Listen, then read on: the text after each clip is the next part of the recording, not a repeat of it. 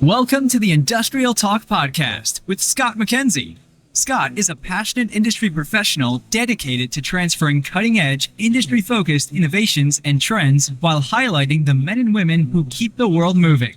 So put on your hard hat, grab your work boots, and let's go. All right. Once again, welcome to Industrial Talk. Thank you very much for joining the #1 industrial-related podcast in the universe that celebrates you. Industry professionals all around the world. You're bold, you're brave, you dare greatly, you innovate, you collaborate, you solve problems. You are making the world a much better place. That's why we celebrate you on Industrial Talk. We're also brought to you by those wonderful people at Siemens Smart Infrastructure and Grid Software. Go out to Siemens.com, find out more. They are heavily involved in what we're doing here at DistribuTech here in Dallas. Big time. They've got a lot of solutions happening over at Siemens.com. Find out more. Speaking of solutions, we got a great guy in the hot seat. Chief Commercial Officer, Allan Schurr. Sure. Did I get it? You did. With a double R? Do I extend it a little bit? If you'd Schurr. like. Or roll the R's off your tongue. Yeah. Enchanted Rock is the organization. So let's get cracking with the conversation. All right. There you go. I'm worn out. You having a good conference? Yeah, so far. Just Bigger. How many times you been here? Oh, 25. Yeah, no kidding. From Really? the very early days when it was in San Jose, California. No kidding. Used to be called DADSM. Yeah. They rebranded, luckily. Freaking mad street cred, Allan. Because it's huge. It's pretty big. It's one of the biggest shows in the utility space. Yes, for sure. Easily. Bigger than PowerGen. Yeah, I was at PowerGen. I was broadcasting there too, and I you know what's interesting? I thought, given what's taken place within the just the energy space, you would think that would be bigger. It's changed a lot over the years. The big turbine manufacturers and others have really done their own things, and so what is going on at PowerGen is more distributed. Yes, it's exactly batteries, yeah, gensets, things like that. Yeah. Yeah, no, you're absolutely spot on. I remember that. All right. Before we get into the chit chat, give us a little background on who Allan. No, you're not Allan. You're Allan, right? I'm Allan. Yeah. I was just talking to an Allan over there, and I'm feeling that guy got confused. Allan, go for it. So I'm Allan Schurr. I'm the Chief Commercial Officer at Enchanted Rock, and my background started off working in utilities and merged into... What did you do with the utilities? Well, I started working in the power generation department at PG&E way back in the day, and quickly moved over to the customer side where I was working with industrial customers on energy solutions, did a variety of things, economic development, regulatory activities, and then the deregulation of California hit, and got sucked into the new models of power generation, delivery, retailing. Yeah. I went to an unregulated sub of PG&E at the time, PG&E Energy Services, for a couple of years, then moved to a software company that was selling industrial software for energy management for large energy users called Silicon Energy. We ended up being acquired by Itron, and I moved from there to IBM and moved from there to Edison International, and I've been at Enchanted Rock for 7 years. So... Wow, I'm worn out. Yeah, me too. I mean, my legs are sore from that journey. Tell us a little bit about Enchanted Rock, given the fact that you've got some mad street cred. I love it, man. I guarantee you we can have a lengthy conversation. Well, Enchanted Rock does on-site generation that provides backup power using a natural gas reciprocating engine in lieu of diesel generators. And we can provide on-demand backup as is needed, but we also are market-facing with those resources where we'll provide services to the grid because we can get air permits to run as many hours as we need, really. And then of late, we've been working on a lot bigger projects with data centers and other industrial customers. Just getting ready. You stole that from my question about who are you getting involved with data centers? Well, they use a lot of power and they can't get it. So that's the dilemma that they're under right now. So, but you still have to, you still have to configure the solution in such a way that you can be backup if they're able to receive their their power requirements from the local utility, right? You still have to have that backup capability. You still need backup in case the grid is down. Yeah. A lot of times those backup generators get used very rarely, only for testing. So they're a terrific lazy asset that you can use for other purposes. And it actually makes them more reliable if they get used more. So we'll provide services to the grid operator. That could be the CAISO, it could be ERCOT, it could be PJM. ERCOT needs it. Or bilaterally to the local utility that needs load relief, and they're willing to pay to have that dispatch right. And data centers are causing a lot of that stress on the grid. So there's a very elegant solution where data centers, which already bring on-site generation in the form of backup power, can now provide for themselves during those periods of grid stress and get an interconnection faster. So it's a true time to power solution. How do you take so you have data centers and they're all over the place, and you have the backup, and you're starting to wheel that power to the grid per whatever the system operator is saying. That's right. Got it. How does the system operator know where they need the capacity? They know where they need the capacity. They've, in general, been reluctant to contract for customer-sited generation to relieve that capacity because a lot of customer-sited generation is diesel that can't be permitted to run except when there's an actual outage. Right. So it's just been wasted, this opportunity. So if you can dispatch that on-site generation when the grid needs it, that alleviates some of those pressure points. It might avoid a new transmission upgrade. It could be a replacement for a peaker plant somewhere on the network. Yeah. How does that work? Let's say I'm a system operator. I have a scenario where I need capacity in this area. I would imagine as a system operator, I have the knowledge of that available capacity, natural gas, not diesel, which I'm not sure if that's a real good solution, diesel. Well, it has its own air emissions complications where natural gas is a lot cleaner, 100 times cleaner. So yes, the grid operator knows a lot about their network weak spots. And what usually exercises those weak spots is when the loads are changed. So a new load like a data center wants to site on a particular parcel. There's a study that gets done. They reveal that there's upgrades that are needed. But those upgrades are often because there's a firm service expectation. Yeah. Always has been. Yeah. What if that expectation was not firm? It was available in a sense. As available, I can supply myself when you need my help. Now, how fast can you interconnect me? The advantage on time to power is years, literally 2, 3, 4, 5 years faster if you bring your own power for 5% of the year. That's it. Are you aggregating its capacity? You don't have to at the scale of data centers. We do aggregate it for a lot of other customers. We serve hospitals, we serve distribution centers, manufacturers, water plants. So we do aggregate it up into grid operator programs. Kind of a megawatt or larger per site is our niche of the market. So you're installing capacity at around a meg?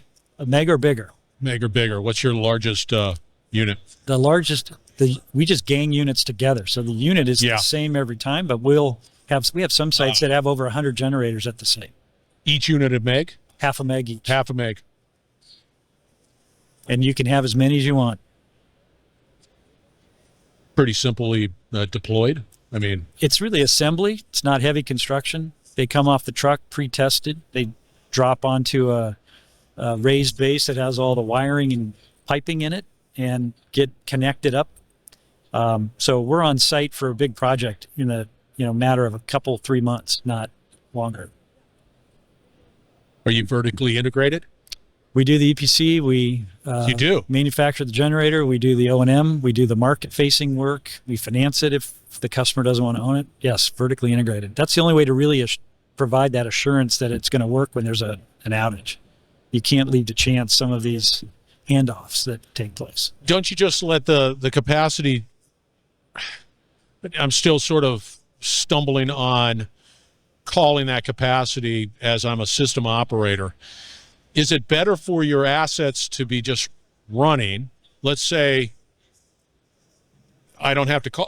I use that as a base load or as opposed to a peaker. Yeah, the there's a role for baseload generation in the Yeah. stack, but we act more as a peaker, reserve capacity. So when the grid gets stressed, Yeah. they're in need of it. And they might dispatch us with an actual run now, or they might do it with a price signal.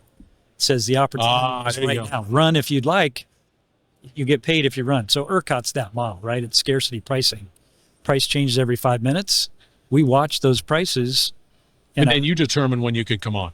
For those programs. So we've got a mix of programs. We're, always trying to look for the way to underwrite the cost of the on-site generation as much as possible, because that drives the cost of reliability down. Every dollar we get from one pocket is coming out of the, it's less that the other pocket has to pay. Where do you see it going? I mean, what's that future hat look like?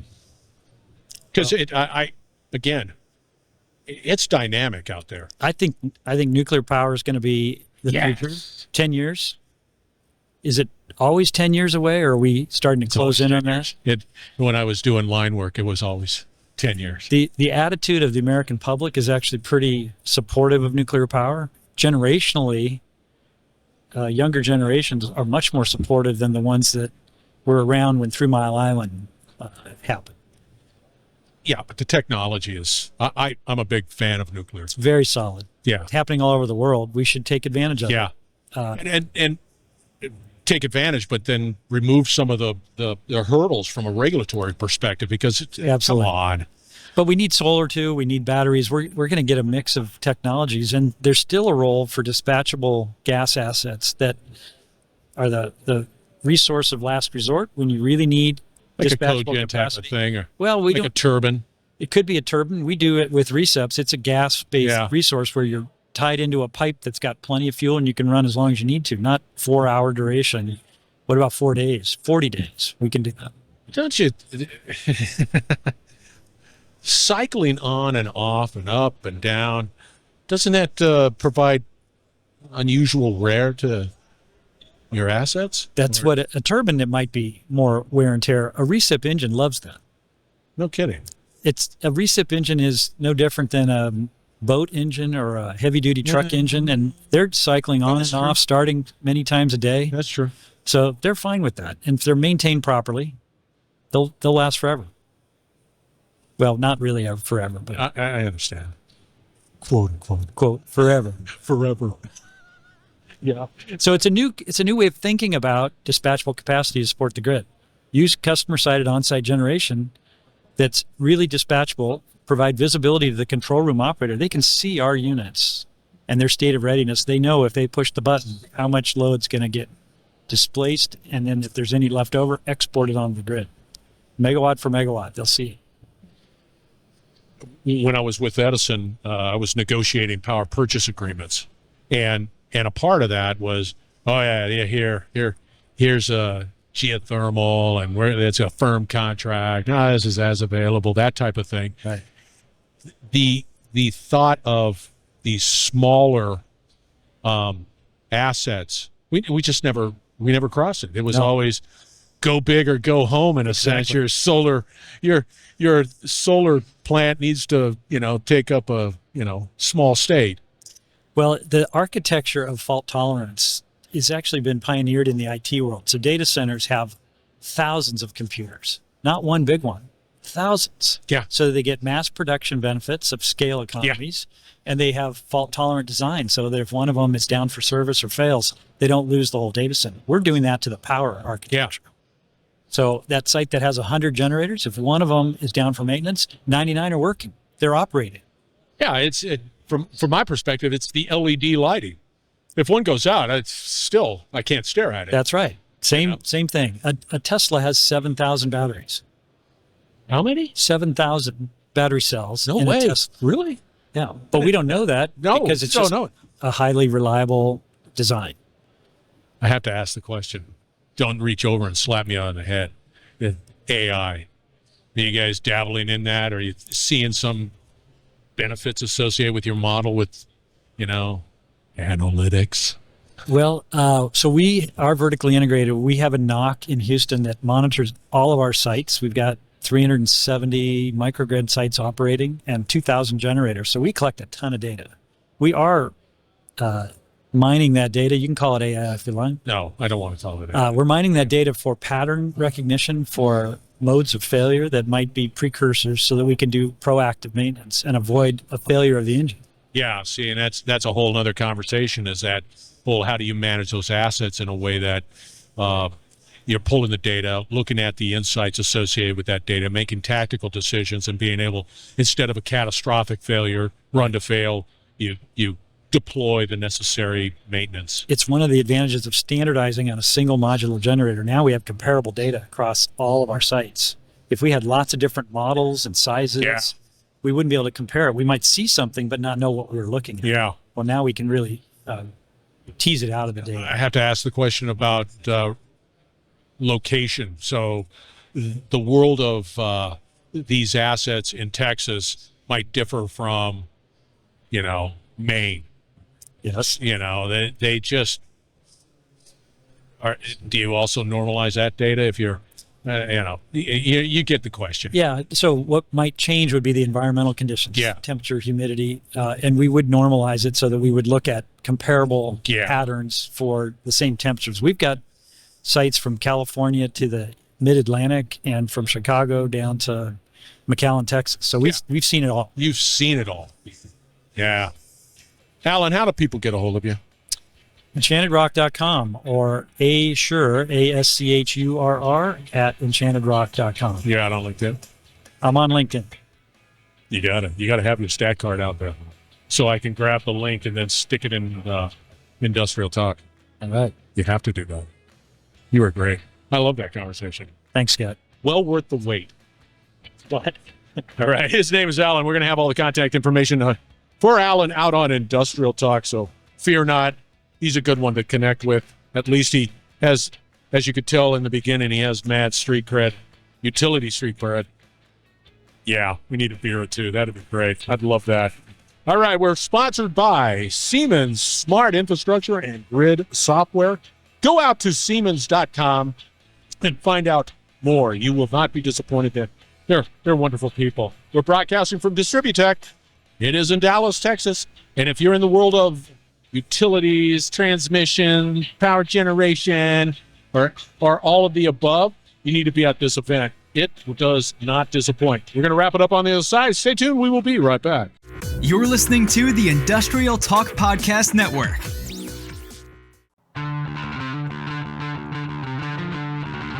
All right. That was a great conversation. Microgrids. The world in distribution is changing, being led by Allan and Team Enchanted Rock. You gotta connect with this. Things are happening so rapidly in the world of distribution, utilities, power generation. It's a renaissance. I keep saying that. This is an amazing time. You're looking for a profession? Yeah, you need to check that out. You need to connect with Allan and find out more. He's a good man to have on your team. That's for doggone sure. All right, Industrial Talk, I say it. You need to tell your story. You need to do it well, and you need to be able to get that message out quickly and effectively. Industrial Talk is here for you. Yes, go out to Industrial Talk. You connect with me.